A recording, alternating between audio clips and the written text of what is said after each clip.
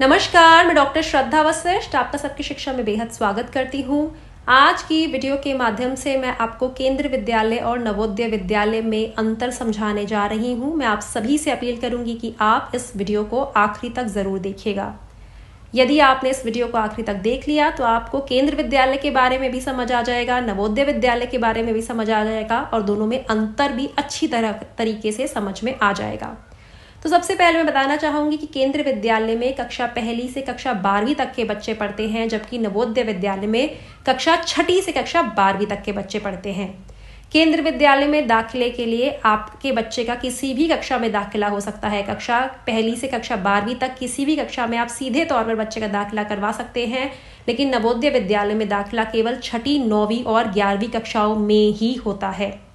जब हम बात करते हैं दाखिले के लिए एंट्रेंस एग्जाम की यानी लिखित पेपर की, तो केंद्रीय विद्यालय में दाखिले के लिए केवल कक्षा 9वीं ही इकलौती कक्षा होती है जिसमें लिखित पेपर के आधार पर बच्चों का दाखिला होता है।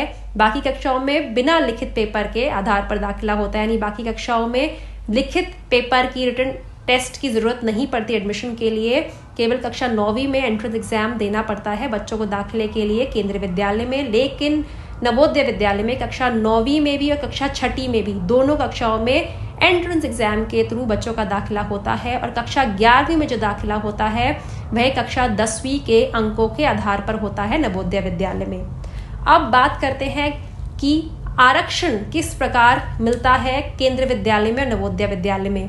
केंद्रीय विद्यालय में किसी भी ग्रामीण लोग क्षेत्र के लोगों को या किसी भी प्रकार का शहरी क्षेत्र के लोगों को आरक्षण नहीं मिलता, जबकि नवोदय विद्यालय की शुरुआत इसीलिए की गई थी कि ग्रामीण क्षेत्रों में अच्छी बढ़िया प्रकार की शिक्षा बच्चों तक पहुंच सके। इसीलिए नवोदय विद्यालय में 75% आरक्षण उन लोगों को मिलता है जो उस ग्रामीण क्षेत्र में रहते हैं। अब बात की जाए आवासीय की, क्या केंद्रीय विद्यालय आवासीय है? तो बहुत ही कम केंद्रीय विद्यालय आवासीय है, वहाँ पे हॉस्टल फैसिलिटी है बहुत कम केंद्रीय विद्यालय में।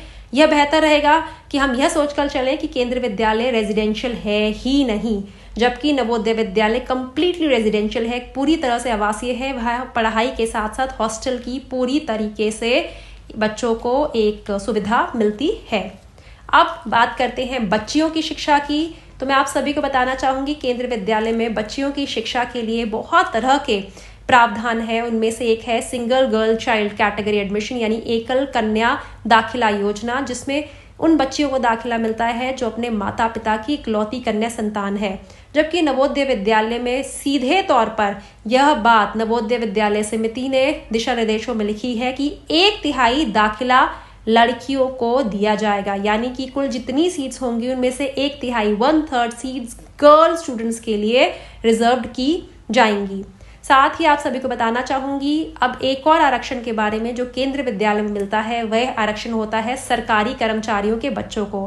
केंद्रीय विद्यालयों की शुरुआत ही सरकारी कर्मचारियों के बच्चों की बेहतर पढ़ाई के लिए की गई थी, इसीलिए केंद्रीय विद्यालयों में सरकारी कर्मचारियों के बच्चों को आरक्षण मिलता है, जबकि इस प्रकार का कोई भी आरक्षण नवोदय विद्यालय में नहीं मिलता है। अब एक और बात बताना चाहूंगी कि पूरे देश के सभी केंद्रीय विद्यालय संगठन के अंतर्गत आते हैं। केंद्रीय विद्यालय संगठन का दाखिला प्रक्रिया की संचालन करता है केंद्रीय विद्यालय संगठन के द्वारा नियम बनाए जाते हैं और केंद्रीय विद्यालय संगठन ही सब मापदंडों का फैसला लेता है, जबकि नवोदय विद्यालय देश के सभी नवोदय विद्यालय समिति के अंतर्गत आते हैं और नवोदय विद्यालय समिति के आधार की सोच के आधार पर के फैसलों के आधार पर ही नवोदय विद्यालयों में काम संचालित किया जाता है। उम्मीद करती हूँ मैंने बहुत ही डिटेल में बहुत ही एक पॉइंट को समझाकर केंद्रीय विद्यालय और नवोदय विद्यालय में आपको अंतर समझाया है और आपको ये अंतर समझ आ गया होगा। फिर भी आपके मन में यदि कोई भी शंका है तो नीचे लिखे कमेंट सेक्शन में मुझे बताएं। आपकी शंका को दूर करने के लिए मैं आने वाले समय में और वीडियोस भी लेकर आऊंगी। अब मुझे डॉक्टर श्रद्धा वशिष्ठ को इजाजत दीजिए। नमस्कार।